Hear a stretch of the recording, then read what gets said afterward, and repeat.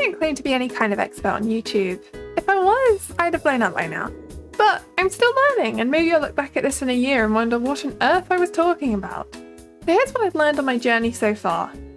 First of all, don't spend forever on one video and put all your hopes on it. I often find you can put your everything into a video and it completely flops, yet the video you pulled together in a couple of hours does great.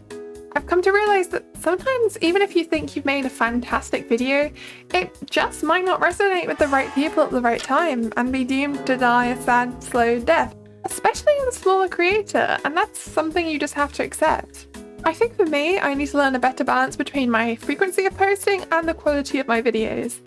So from now on, I'll be creating a mixture of my super high effort videos, such as my lovely Brighton video, and videos which don't require so much production time, such as what you're currently watching.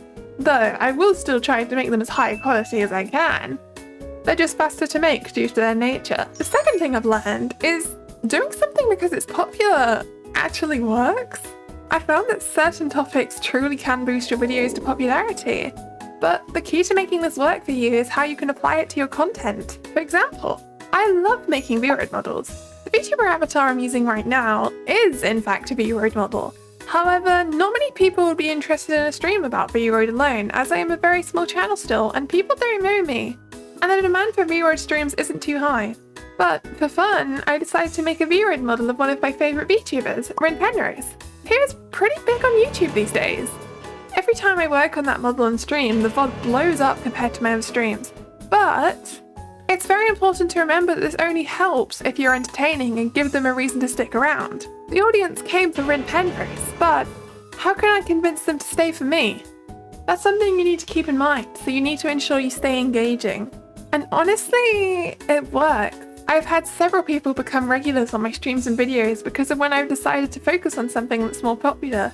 And then they have discovered that they liked the content for me. These people come back for other content that is fairly different to what drew them in because they now like your style and personality as a creator.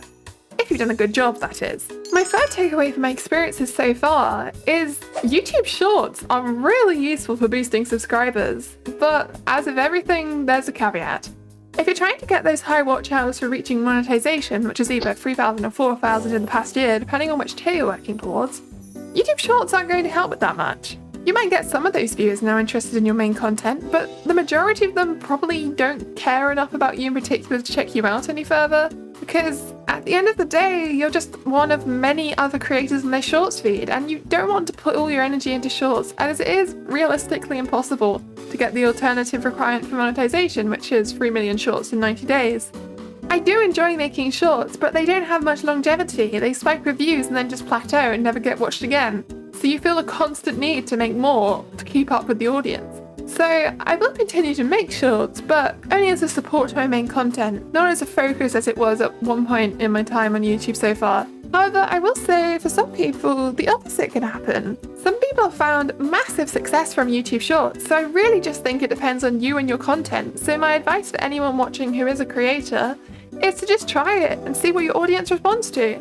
I've come to my own conclusion for me, but yours may be completely different. My fourth and final learning is specific to VTubers, but don't be afraid to be unique.